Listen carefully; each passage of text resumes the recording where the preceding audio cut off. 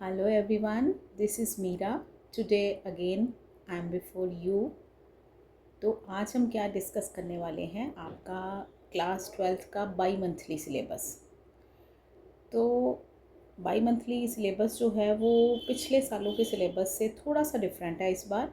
हालांकि सिलेबस तो वही है, सिलेबस फुल वही है, सिलेबस में कोई चेंज नहीं है, लेकिन मंथ वाइज जो सिलेबस है वो थोड़ा चेंज किया गया है। तो अभी जुलाई मंथ चल रहा है, तो जुलाई में आपको बाई मंथली टेस्ट भी देना है। तो मेरे हिसाब से सब बच्चों को पहले सिलेबस के बारे में जानकारी होनी ज़रूरी है। अगर आपको सिलेबस प्रॉपर पता होगा, आपने सिलेबस देखा होगा, तो आप अपने कोई भी एग्ज़ाम है, चाहे वो बाई मंथली टेस्ट है या आपके फर्स्ट टर्म का एग्ज़ाम है, आप उसकी अच्छी तरह से तैयारी कर सकते हो। तो देरी ना शुरू करते हुए हम शुरू करते हैं। लेकिन उससे पहले जो मेरे चैनल पर नए आए हैं स्टूडेंट्स, जिन्होंने अभी तक मेरे चैनल को सब्सक्राइब नहीं किया है, वो प्लीज़ मेरे चैनल को सब्सक्राइब कर दें। और मेरी वीडियोज़ हैं, अगर आपको अच्छी लगती हैं तो आप अपने फ्रेंड्स के साथ ज़रूर शेयर करें। तो चलिए हम शुरू करते हैं कि आपका सिलेबस क्या है। अप्रैल और मई के सिलेबस की बात करें, जो कि आप सबका अभी तक कंप्लीट हो चुका है, उसमें सबसे पहले है हसन्स अटेंडेंस प्रॉब्लम है। पार्ट ए में से हम इंटेंसिव स्टडी में हसन्स अटेंडेंस प्रॉब्लम और द मार्च किंग है, यहाँ पे 2 चैप्टर्स हैं। पोएम में से भी 2 हैं, prayer of the woods and on friendship. और यहाँ पे पार्ट सी में भी 2 चैप्टर्स हैं, school for sympathy and a chameleon.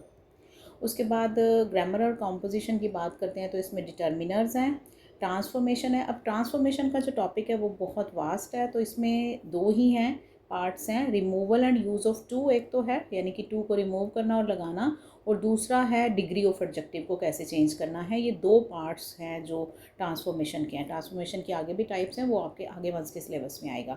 उसके बाद प्रेसी राइटिंग है, और लेटर राइटिंग में सिर्फ एडिटोरियल लेटर्स हैं, यानी कि एडिटर को लेटर्स, जो आपने न्यूज़पेपर के एडिटर्स को लेटर लिखनी है, वो वाली राइटिंग आपके अप्रैल और मई के सिलेबस में है। ट्रांसलेशन में से 1 to 50 सेंटेंसेज ओनली हैं। अगर आपको समझ नहीं आता है कि 1 to 50 सेंटेंसेज कौन से बनेंगे, तो आपके हमारा जो एजुकेयर ऐप है, तो एजुकेयर ऐप पे जाके आप उसमें 1 to 50 सेंटेंसेज अलग से डिवाइड किए हुए हैं, आप वहाँ पे उनकी रिवीजन कर सकते हैं।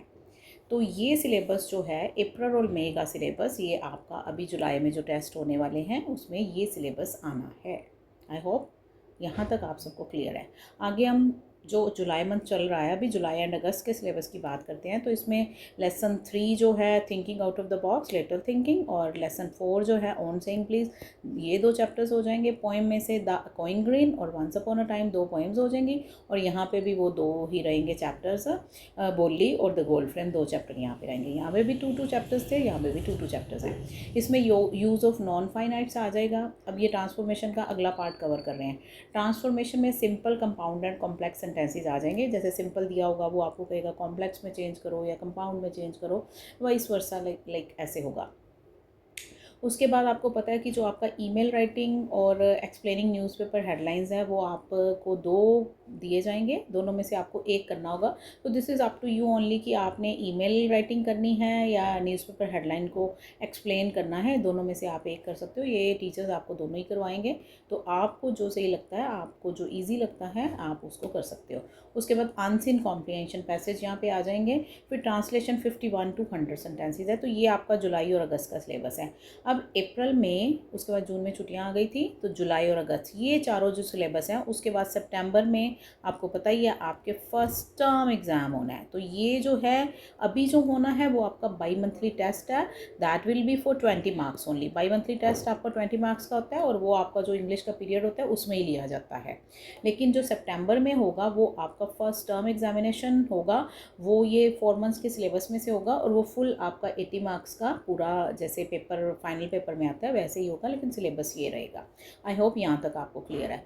उसके बाद सितंबर के एग्ज़ाम, आपका जो पेपर है वो फर्स्ट टर्म का एग्ज़ाम हो जाएगा। उसके बाद जो सितंबर अक्टूबर में जो सिलेबस है, यहाँ पे फिर से 2 चैप्टर हैं, the story of my life and 2 gentleman of Verona, 2 chapters रहेंगे। पोइम्स में जो है वो आपकी फादर रिटर्निंग होम है, और द रोड नोट टेकन है, यहाँ पे 2 पोइम्स रहेंगी। यहाँ पे क्योंकि 4 चैप्टर्स ऑलरेडी हो चुके हैं पार्ट सी के, तो यहाँ पे पार्ट सी का कोई भी चैप्टर नहीं दिया हुआ है आपने, क्योंकि इसमें थोड़ा सा ये भी है कि आपका जो हाफ ऑफ द मंथ है वो निकल जाएगा आपके फर्स्ट टर्म एग्ज़ाम में, तो इसलिए यहाँ पे कोई भी चैप्टर नहीं दिया गया है।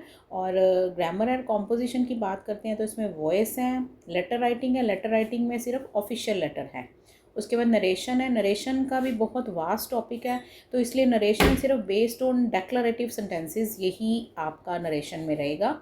उसके बाद ट्रांसलेशन आगे के 50 सेंटेंसेस और हैं, 101 से लेके 150 सेंटेंसेस तक है। ये आपका सितंबर एंड अक्टूबर का सिलेबस है, यानी कि 1.5 मंथ ही हुआ, क्योंकि हाफ मंथ आपका है वो उसमें निकल जाएगा पेपर्स में। उसके बाद आता है लास्ट, इसको हम ये लास्ट एक नवंबर एंड दिसंबर है। उसके बाद तो आपने जनवरी फरवरी में रिवीजन ही करनी होगी। फरवरी में या मार्च में जाके, कई बार मार्च में चले जाते हैं, आपके एग्ज़ाम ही हो जाते हैं। नवंबर एंड दिसंबर के सिलेबस की बात करते हैं तो इसमें लेसन 7 और lesson 8 in celebration of being alive और गदरी बाबाज इन काला पानी जेल, ये 2 चैप्टर्स हैं। पोएम आपकी टोटल 7 पोएम्स थी, तो एक ही बची है, तो ऑन इज़ ब्लाइंडनेस यहाँ पे एक पोएम है। और यहाँ पे 2 चैप्टर्स जो रह गए थे एंड में, द बार्बर्स ट्रेड यूनियन और एक और चैप्टर है the bull beneath the earth, ये 2 चैप्टर्स रहेंगे। तो यहाँ पे आपका जो लिटरेरी पार्ट है, वो लिटरेचर का पार्ट है, वो ख़त्म हो गया है। और यहाँ पे अगर हम ग्रामर एंड कॉम्पोजिशन की बात करते हैं तो नरेशन में लिखा हुआ द रिमेनिंग पोर्शन, यानी कि पहले हमने डिक्लेरेटिव करे थे, उसके बाद नरेशन की आगे जितनी भी और टाइप्स हैं तो ये हम नवंबर और दिसंबर में करेंगे। एप्लीकेशंस हैं तो आपको पता ही है कि आपको जो फाइनल एग्ज़ाम होगा उसमें लेटर और एप्लीकेशन आती हैं, मतलब आप लेटर करो या एप्लीकेशन करो, तो यहाँ पे आप नवंबर दिसंबर में जाके सारी एप्लीकेशंस करोगे। उसके बाद अनसीन कॉम्प्रिहेंशन पैसेज हैं जिसकी आप रिवीजन है ग्रामर बुक में से कर सकते हो, लेकिन पेपर में वो आपके, जैसे आपको पहले मैं वीडियो में डाल ही चुकी हूँ कि 2 अनसीन कॉम्प्रिहेंशन पैसेज फर्स्ट और सेकंड जो क्वेश्चन आते हैं, लेकिन फर्स्ट क्वेश्चन में आते हैं, लेकिन उसमें जो है वो ग्रामर बुक में सिर्फ रिवीजन के लिए है, और ग्रामर बुक में से आ भी सकता है और नहीं भी आ सकता। उसके बाद ट्रांसलेशन की बात करें तो इसमें 151 से लेके 200 सेंटेंसेस हैं जो वो ट्रांसलेशन के हैं। और जनवरी फरवरी का जो महीना है, जो 2 मंथ्स रह जाएंगे, उसमें आपने पूरे सिलेबस की रिवीजन करनी है, क्योंकि आपका जनवरी में प्री बोर्ड एग्ज़ाम भी होना है। और इसमें ट्रांसलेशन सिर्फ आपकी बचेगी 201 to 262 सेंटेंसेस हैं। तो ट्रांसलेशन जो है, क्योंकि वो आपकी ग्रामर बुक में से ही आनी है, तो आप ग्रामर बुक में से करोगे। बाकी जो ग्रामर के जितने भी टॉपिक हमने यहाँ पे डिस्कस करे हैं, चाहे वो डिटर्मिनर है, ट्रांसफॉर्मेशन है, या नॉन फाइनाइट्स हैं, वॉइस है, नरेशन है, तो ये टॉपिक आपने ग्रामर बुक में से तो करने ही करने हैं। साथ में आपकी जो टेक्स्ट बुक है आपकी रेनबो ऑफ इंग्लिश, तो उसकी जो बैक एक्सरसाइजेज हैं, बैक एक्सरसाइजेज में ग्रामर की मतलब जो एक्सरसाइजेज दी गई हैं उनको भी ज़रूर करिएगा। तो